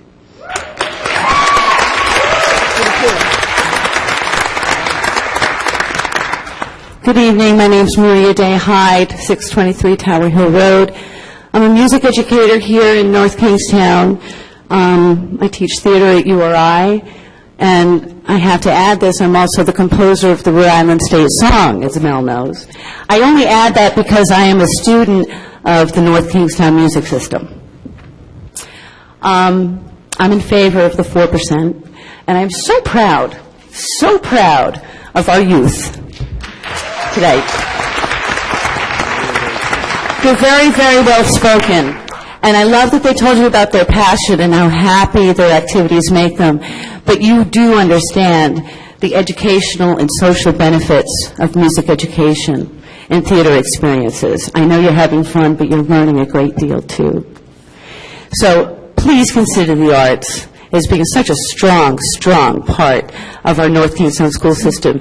I'm sure you've heard tonight about our successes. We're tops. We're number one. In the elementary school, which we can't cut that fifth grade program because it would be the demise of the middle school program and eventually the high school program, which you can see we're very, very successful. So we need to support the arts in North Kingstown school system. Thank you.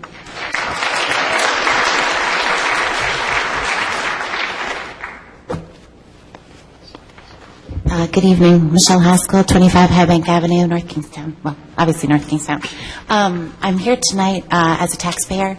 I'm here as a parent of 3 children, and I'm also here as a music teacher in the district. I work at Fishing Cove and Forest Park Elementary Schools. I look at this list of cuts, and I'm concerned. I'm concerned as a parent, and I'm concerned as a teacher in the district. I want to start by saying I believe in North Kingstown schools. I believe in these children. I've worked here for 7, 8 years now, and I started at Wickford L.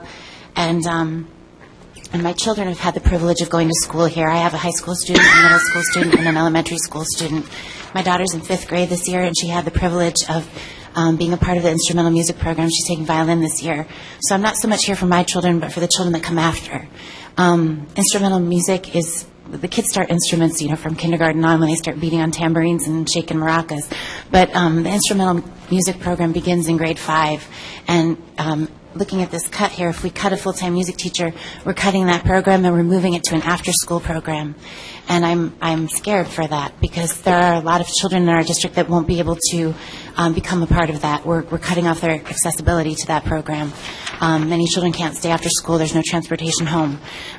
If we lose them at 5th grade, I don't think we're going to get them back in 6th grade, and we won't have the strength of the program that we build from year to year in North Kingstown.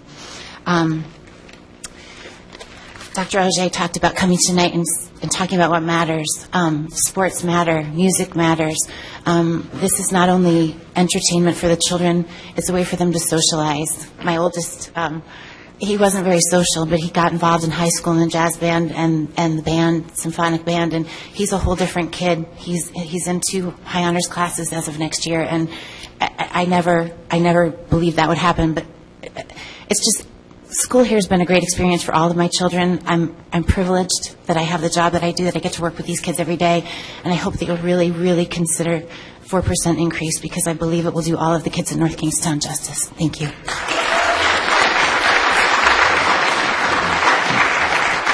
How you doing? My name is Tom Godhelf, and I've just been listening to the kids, the adults today, and basically, my question to you is, at one time you guys were young, and I bet you did either sports or you did the arts or something like that, and you enjoyed them a lot. And it's all about our kids growing and finding what they love in life. And not everybody's going to be a professor, and not everybody's going to be a professional athlete or a musician, but it's all finding what they like. And by doing different things, they can learn to find out what that is. And by giving 4%, you're giving them the opportunity. And by giving them the opportunity, you're letting them grow and be better people. And some people say, well, then their families might come here and buy houses, which stimulates the economy, and get jobs and everything like that. So it's almost like a stepping stone. You give to the kids, they grow up, they become good people, and they give back. So my recommendation is go to 4% so these kids can enjoy the years from kindergarten all the way up to high school and grow and be better people.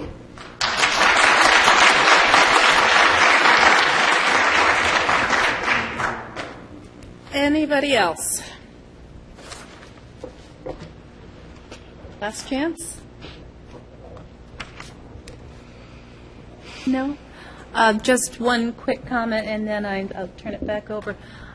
Carol Houston, Councilwoman Houston, and I went, where were we? Quidnesset Elementary School, to talk to some third and fourth grade students last week, and I have to tell you, done this, I've sat at this table for 6 years, and I was probably more nervous talking to a bunch of third and fourth graders. So for all of you students, I really am impressed with the fact just you coming out tonight and speaking and being very eloquent and being very sincere in how you feel. So thank you for doing that. Kim, I'll turn it back to you. Great, well, thank you.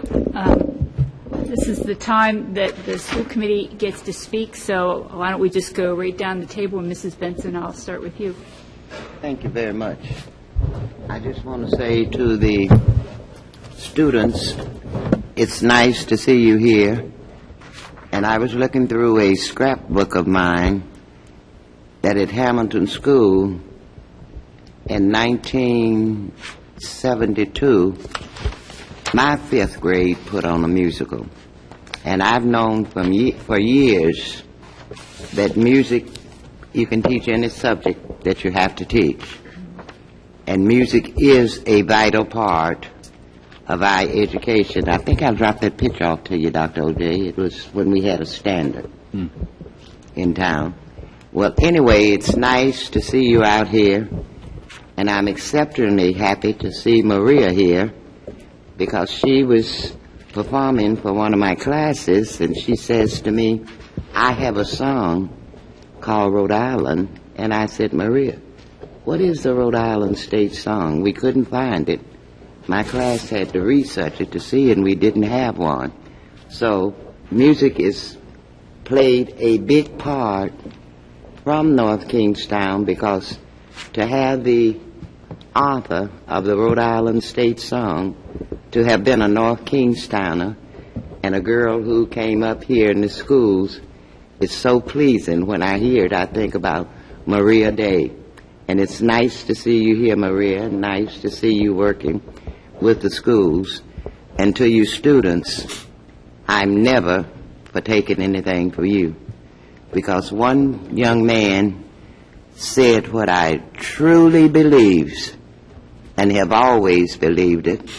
And when I was in the employment of the school department, I was constantly aware that school is the best place that children have to go, some children.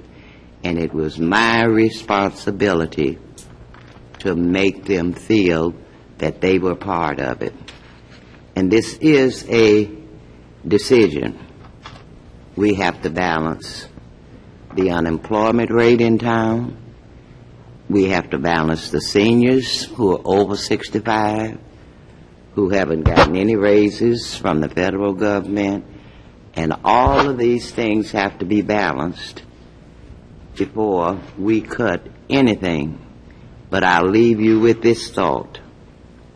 It's always better to build a boy or girl than to repair a man or a woman, because it's most expensive.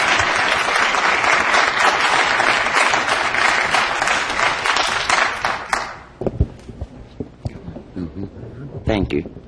Thank you, Ms. Page. Thank you, Mrs. for allowing me Benson. to speak. Mr. Busgarden. Thank you, Mrs. Page. First, you kids are amazing. I never would have had the gumption, the desire, the guts to stand up and speak the way you've spoken this evening. To me, yeah, no, you deserve it.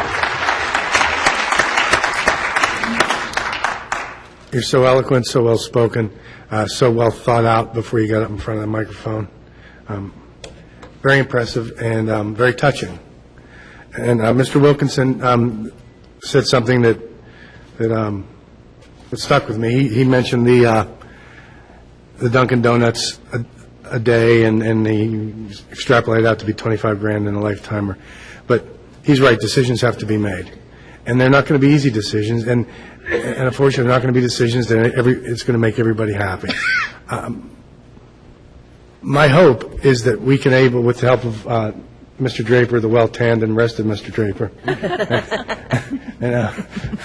and Dr. Auger, that we can really look at this budget and do more of what he did here in the last week, 10 days, to eliminate the deficit so we can save some of these programs that are near and dear, obviously very near and dear to your hearts, and also very important to developing a young man and woman. So my hope is that we can accomplish everything and try to make as many people happy as we can. So thank you very much for coming this evening. Mrs. Avanzato? Thank you, Mrs. Page. I just want to thank everybody that came out tonight. I want to thank our taxpayers and citizens. I want to thank our students. I'm, very proud of this school, very proud of our teachers, very proud of our students, and just when you get up here and advocate like you did tonight, it's pretty amazing, and the product is right there for everybody to see of what we're doing here in North Kingstown schools. But as everyone else said, it's up to us to have a balancing act, and we are basically all in a vice, and that goes for both sides, the town and the school side. And, giving a nod to our town in North Kingstown, we're relatively, and that's very relative in Rhode Island, healthy financially here in North Kingstown. And, both sides have been trying to be careful, trying to trim. We've done a lot on the school side, and I feel like a broken record going over it. I'm not going to go over it again. I mean, I've said it at this table before, what we've done over the last 3 years, and Dr. Auger went over some of it. I think we've turned around what was a 5% and 6% yearly increase in school budgets, just out of control spending for 10 years on school budgets. And no money going towards the upkeep of the buildings, by the way, during that time, really, even when all the money was flowing. But now we're in a different situation, and this school committee faces it, and has reined in that growth, and has worked on the teacher's contract. We got a lot done with that teacher's contract. There's a lot more we can do. But, we face a lot of challenges at the state level. Some of the great suggestions made here tonight are we're prevented from doing, because the state laws are just written just in a way that just ties our hands.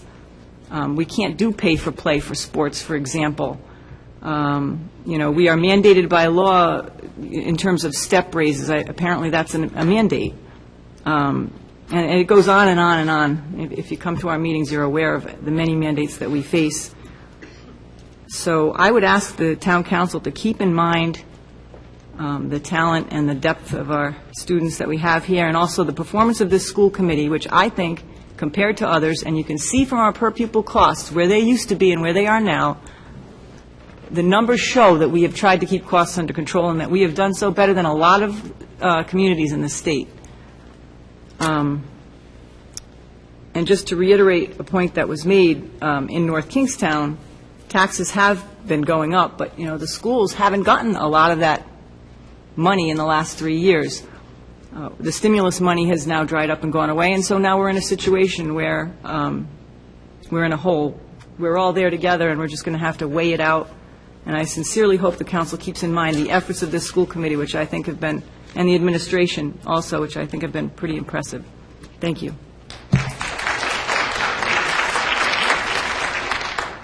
Mr. Welch? Thank you. Thank you all for coming and your attention, and those of you that got up to speak, especially the youngsters. I've always been impressed with our students. I heard someone say earlier, one of the parents or adults talk about the achievements, the high performing, it really comes from the parents and the students, and I happen to agree with that. I have this conversation on more than one occasion with Dr. Auger, that if it weren't for the raw materials presented to our teachers, we wouldn't be as high performing as we are. And I want you to take that as a compliment, you youngsters that are sitting in the third row.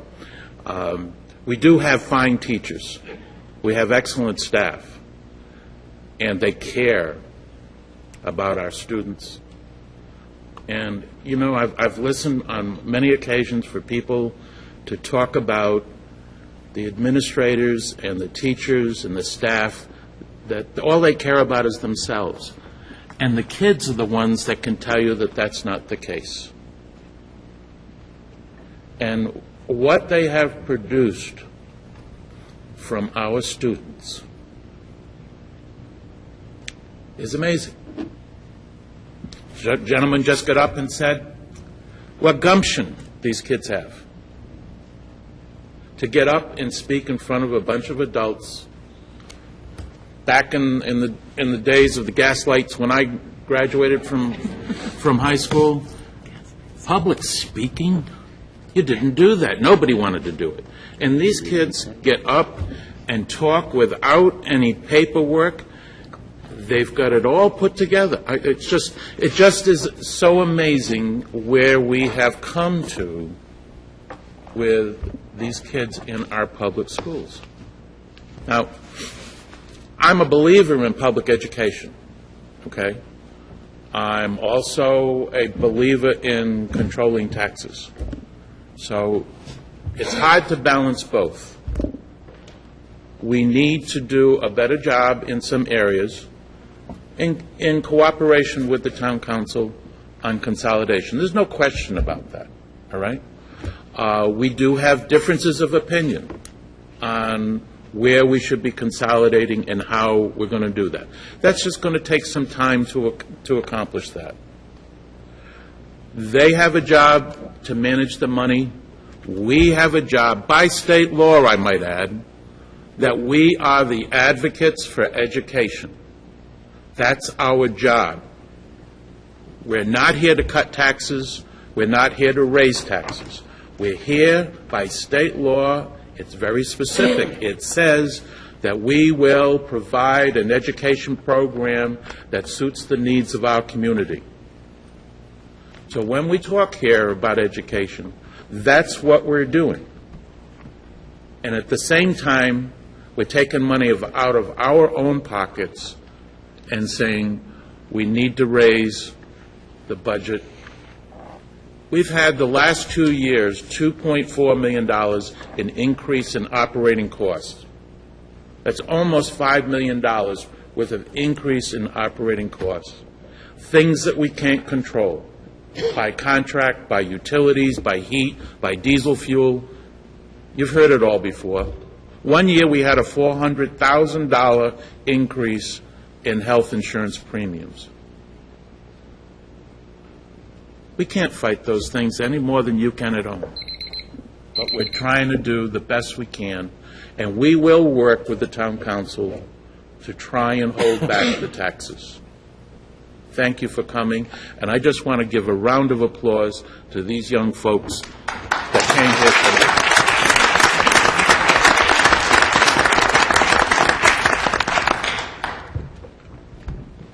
Okay, so it's my turn. I will thank all of you who came out here tonight. It makes me feel good. One of the things that I do when I'm not here is I teach constitutional law class over at CCRI. And one of the things we talked about this year was a case called Tinker, in which we talked about that at the schoolhouse door, students do not leave their constitutional rights. So tonight, you've just demonstrated that by you've shown we've come here and we've had the freedom to assemble here in this room. We've had the freedom to be able to speak your mind and to be able to give your opinion as to a town event, at a town meeting, to say this is what you want to see your future. And I just appreciate all the students who came here in order to do that.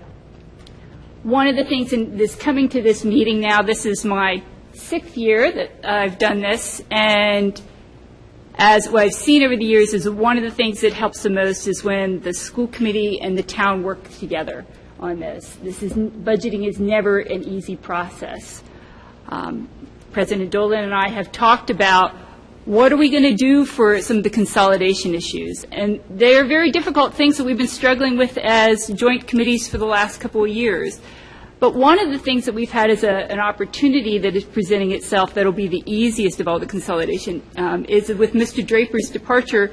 He's been doing 2 jobs, and the one job that we have not really filled is the buildings and grounds jobs. And that is the one thing that I think that will be the easiest to find commonality on, that we can start with that. The other things may be a lot tougher, as we've seen. You know, when I think back to my high school experience, and I grew up in Pennsylvania, we moved here, it's been 8 years now, but when we moved here, we came here as a military family, and we looked for the schools with the best reputation, and that was why we chose North Kingstown. But anyway, I went back to Pennsylvania a few months ago for one of those milestone reunions, and it was the sort of thing of the people I connected with were the people who I played clarinet in the band, the people that I ran with in track and cross country. And while we could all remember our experiences on the field, hardly any of us could remember what we talked about in calculus class. And I was a very good student. Those extracurricular activities are the things you remember. I do appreciate that the budget that Mr. Embry has put out as to the advisory budget has been one in which I know it's tough to be able to say to people, hey, we may be raising taxes.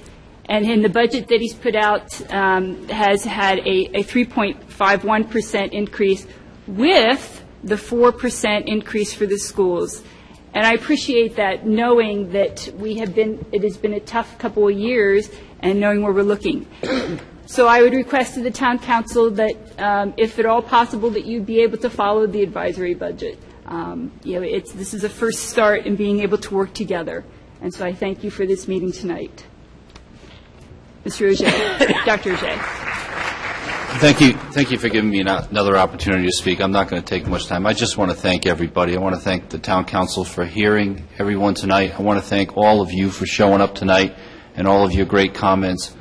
All of you, our students, the citizens of North Kingstown. It really means a lot to hear from you, and I'm sure it has had an effect on all of us who are in charge of this school district and our town, to hear from you and to understand what we're thinking and what we value. So I very much appreciate it. I'm going to do my best to stay in touch with you about this process as we move along. And, I just echo Kim Page's point that I think we're best when we work together. And I feel I always work together face-to-face, sitting down over coffee, and going over the details and not firing emails back and forth and that sort of thing. It doesn't work for me. If I have to do that, I will, but I would hope that if you have questions, if you have concerns, if you have things you want to work out, I welcome the opportunity to talk more with you and with the school committee as well to iron out these problems. I really appreciate your time tonight. Thank you. Thank you. Right, and with that, I want to thank everybody for coming out. Excuse me, Mrs. Benson? The question I'd like to ask, yes, I have a question. That's fine. The question I would like to ask, has the state removed the 5% as high as you can go on taxes within cities and towns? Is the 5%? It's 4% this year. 4% this year. And there's no indication the state's going to budge on that at all. And so that means that with the school and the town, I'd like for people to hear this, that means within the school and the town, no town can raise their taxes over 4% that it was last year. No, the levy, which is different from the tax rate. As you can see, the 3.5% levy is only a 3.1% increase on the rate, two different. But the levy can only go to 4% total for the community.